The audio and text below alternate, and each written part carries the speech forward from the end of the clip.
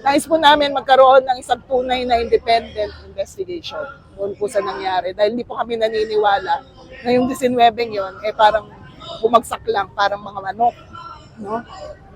Nais po namin malaman ang katotohanan kung ano po yung nangyari sa araw na yon. Bakit po ganun yung katindi, yung nangyaring itsura ng katawan kahit yung mga tinatawag na NPA. Hindi na ako makilala eh. Si Roger Fabillanes. Isa-isa po na-identify yung mga napaslang nung araw na yon. May paniniwala po kami batay dun sa aming mga ulat na nakakuha sa Negros na ito ay isang massacre. No?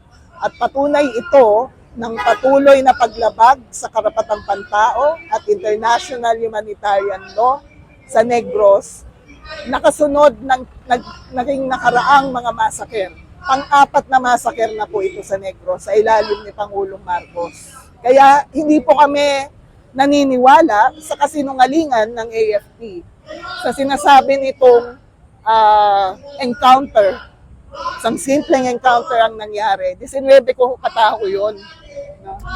Sa ilalim po ng IHL, kung talagang alam niyo ang IHL, may iba't ibang paraan, no, para i-minimize ang tinatawag na harm, paggamit ng disproportionate, ng use of disproportionate force o excessive force. May mga batas po tayo dyan. Ang problema ho, paulit-ulit na lang ninyong ginagawa yan at inaakusahan na lang yung mga tao na NPA silang lahat. Bakit daw nandun sa baluarte ng NPA? At bakit hindi?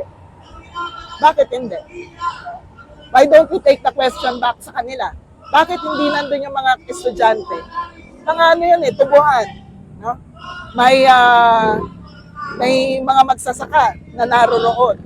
Sa pagkakaalam po namin, si Alisa Alano ay nandun para makipamuhay sa mga magsasaka. At hindi siya bahagi ng New People's Army. Pero whether they are combatants or civilians, they should be accorded rights under the IHL. We have a domestic law.